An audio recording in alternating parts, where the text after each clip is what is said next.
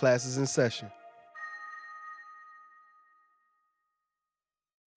All right, so how much are you willing to sacrifice to like accomplish what you want to accomplish?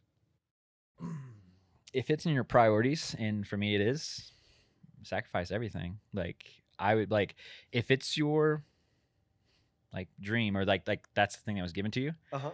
like you gotta I'm going all the way to figure that out to get a chance. Like it may not work out, but I'm like that's what I'm doing now. It's like you sacrifice relationships, but if it's on your priority list. So like I get so many people come in and will come to me and just have a normal conversation, but tell me their dreams or what their goals are about to be. And then I'm going, all right, what's the plan?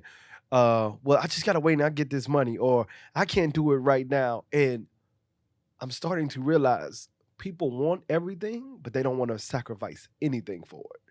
Yeah. And And it's so that's what I was like I know I sacrificed a lot. Like I could tell you stories, but like what was the biggest thing that you sacrificed to just gain a little bit? so for me, I have put myself in a position where I can lose everything and be okay. Mhm. Because for me, as long as I have me, my body, I'm good. I can lose the house, I can lose all the equipment, doesn't matter. So, my biggest thing that I've given up is that security, that like all my retirement plans, all relationships that were super stable. Again, like giving up those very deep relationships to be like, all right, I'm doing my thing. And to be in you have to and you're alone. So Mhm. just getting to that spot where you're basically like I'm 21 again. I got nothing to lose. Like bet it all on black. What's in hey, if you know what's the worst that can happen? Like you're going to die. That's like the worst, right? like Like that's it. Like that's how you like we have there's a beginning and the end and it's coming no matter what. correct. So On borrowed time all the whole yeah, time. so it's like you just go there. And again, I'm fortunate. Again, I'm 29. Like, but just get yourself to a place to where you can sacrifice it all to give it up where you don't need anything. That's why I'm continuously pushing stuff out. If I lose this, it's all good. Right. Like my biggest well, one of my biggest sacrifice was taking 2 years. No, I think it was like a year and a half, right? In my mother's basement. Yep. So right.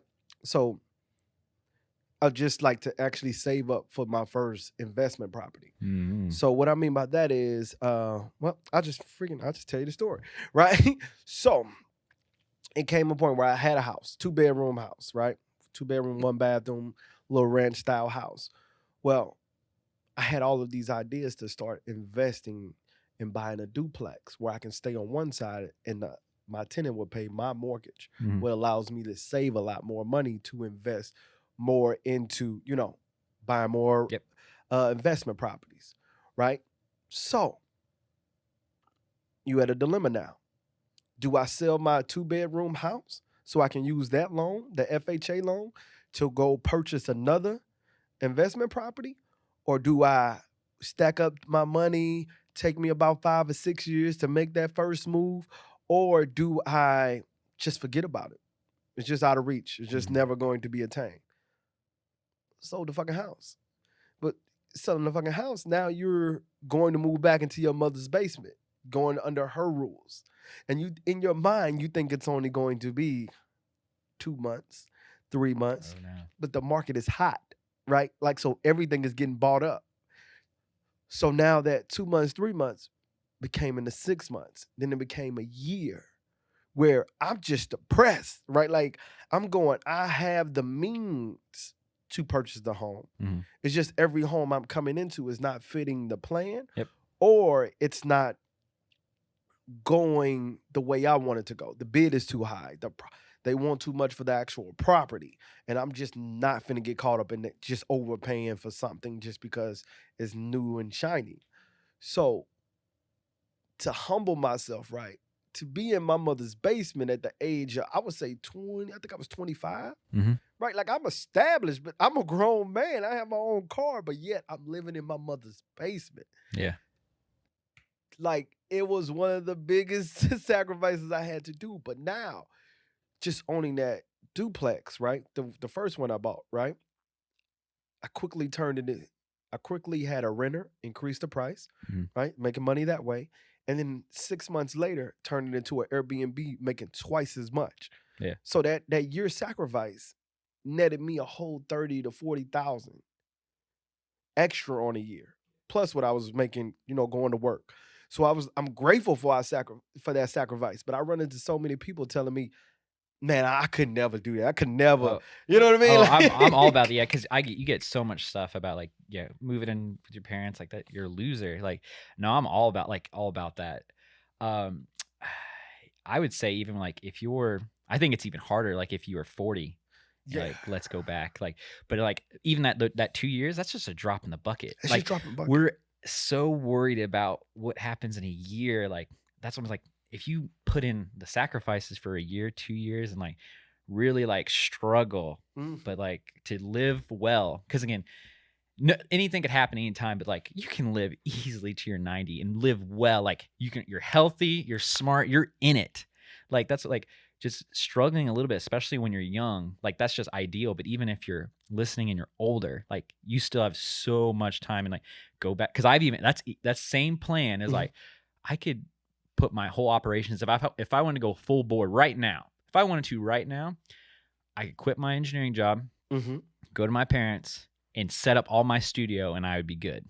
Right. Like I could do it's in there. It's like it's a plan. It's like there's no shame to that because it's like, hey, I got nothing. Like the only person I need to prove anything to myself is me. But I think so many people underestimate, like, all right, so life has always been like a rubber band, right? To shoot a rubber band far, you have to pull it back farther. Mhm.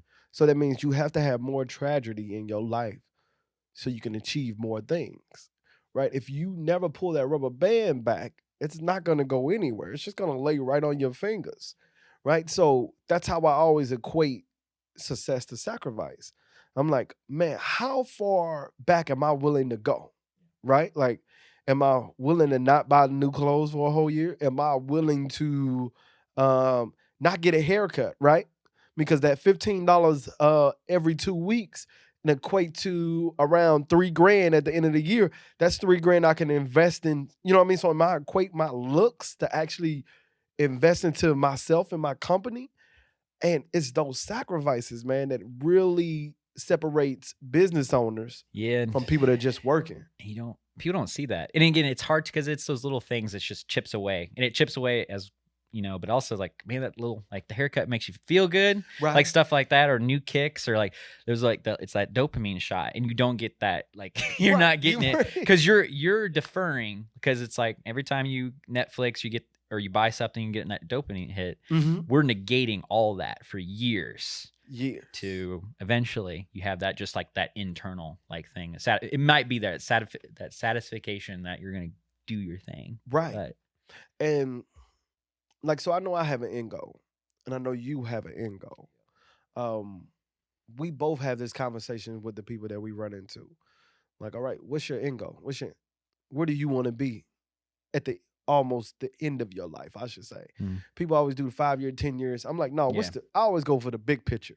70, what do you want to do? You want to work? No, I don't want to work. All right, how are you going to position yourself not to work?